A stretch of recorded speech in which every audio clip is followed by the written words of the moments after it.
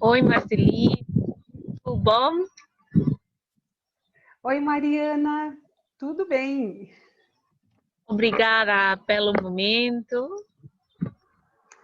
Eu que agradeço a oportunidade de estarmos fazendo essa troca e podemos mostrar às pessoas frutos da nossa pesquisa e do nosso envolvimento com a área das altas habilidades e superdotação.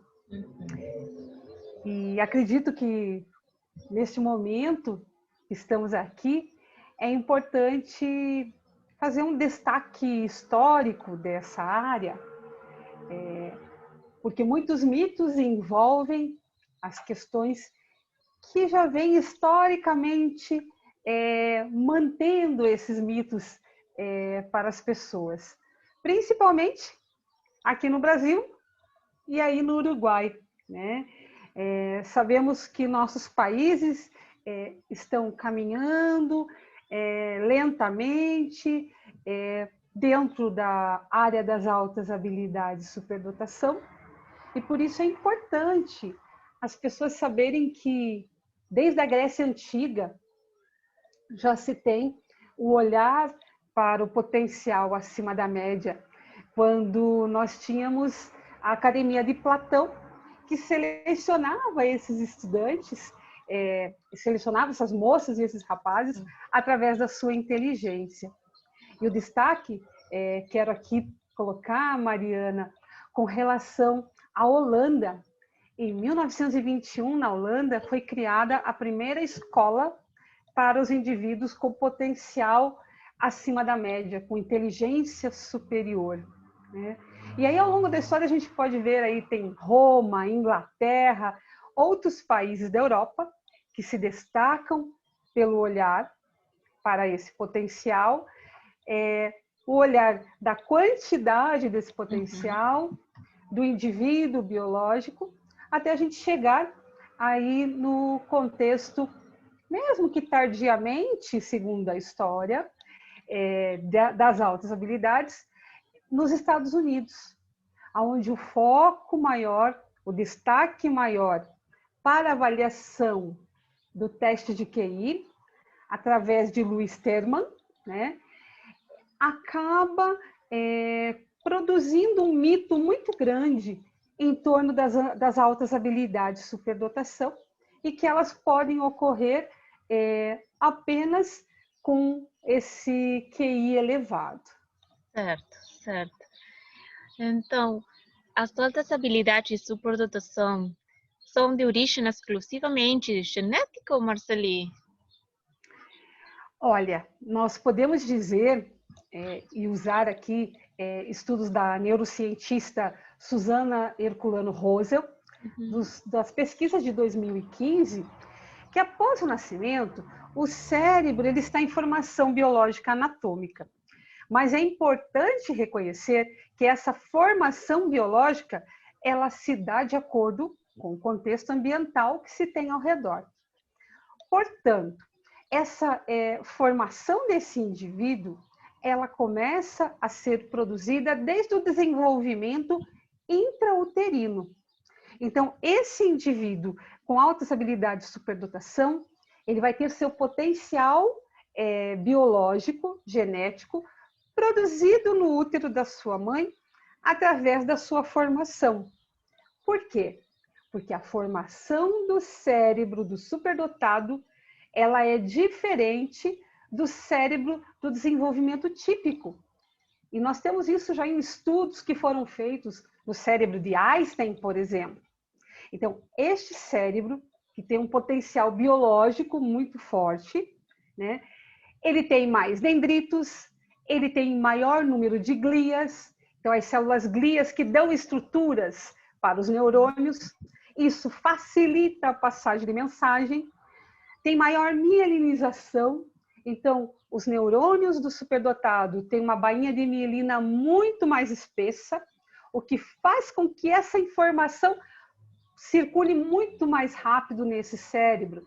Então, a circuitaria neuronal, a capacidade dele biológica dentro desse cérebro é muito diferenciada do cérebro típico. Então, ele tem um potencial biológico dessa formação dele, dessa formação genética biológica, mas só esse cérebro com esse potencial não é o determinante para que as altas habilidades de superdotação aconteça, porque ela é um comportamento que vai depender do ambiente, do contexto social que esse indivíduo está inserido.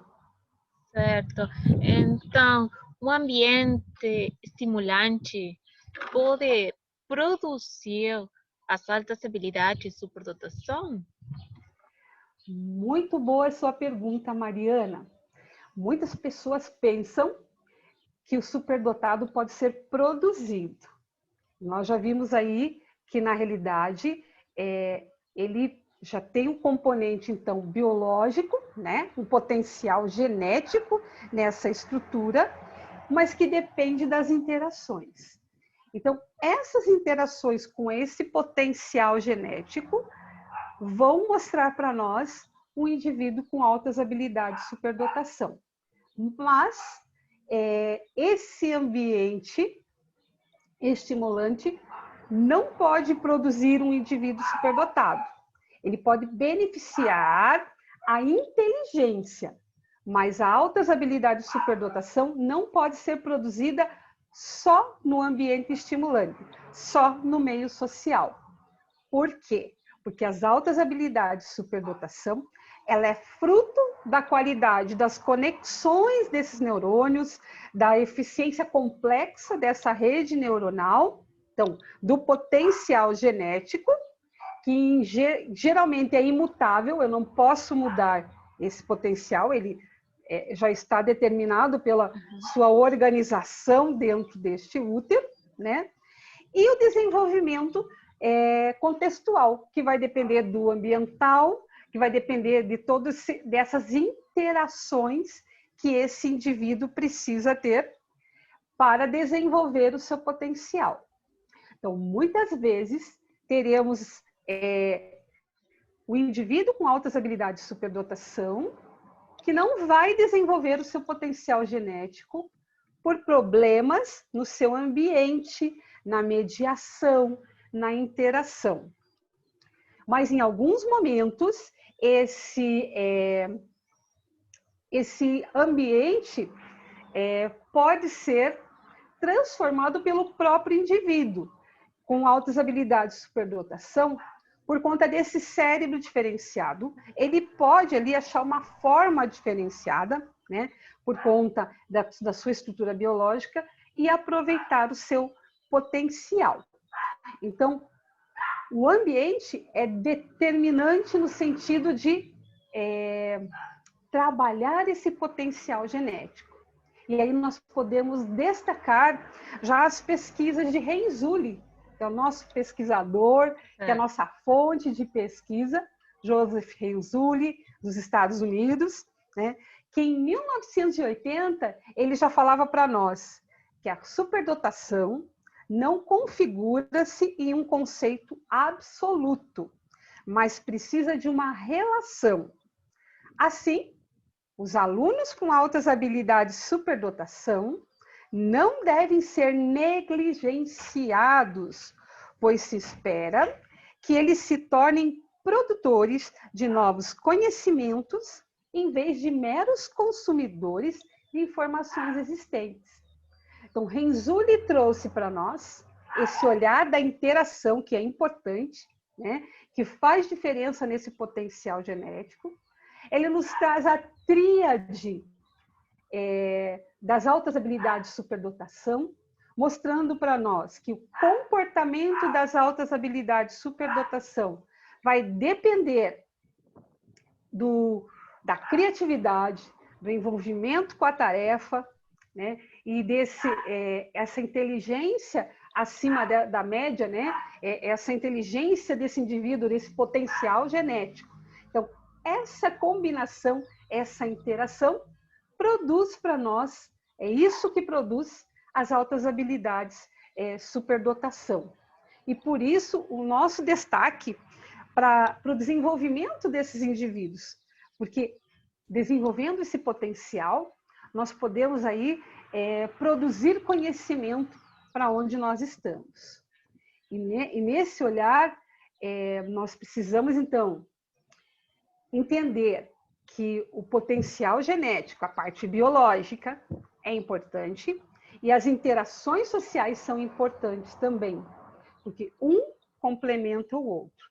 Mas que a condição da quantidade, do olhar psicométrico, precisa ter cuidado. Por quê? Porque o olhar psicométrico pode destacar apenas indivíduos com altas habilidades de superdotação acadêmicos. E nós temos, segundo a pesquisa de Renzulli, a produção desse indivíduo, né, com altas habilidades de superdotação, produtivo criativo, né? Então, nós temos aí que olhar com bastante atenção para esse potencial genético, fazer as interações para podermos, então, desenvolver o comportamento das altas habilidades de superdotação, tanto acadêmica, que fica bem evidenciada nesse contexto de potencial acima da média, quanto o olhar da produção do produtivo criativo. Certo. Tudo muito claro, Marceli. Nós refutamos um mito.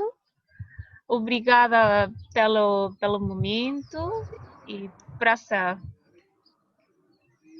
Eu que agradeço a oportunidade, Mariana, e que nós possamos seguir juntas nas pesquisas e podendo aí mostrar o quanto as altas habilidades de superdotação podem fazer diferença no meio ambiente.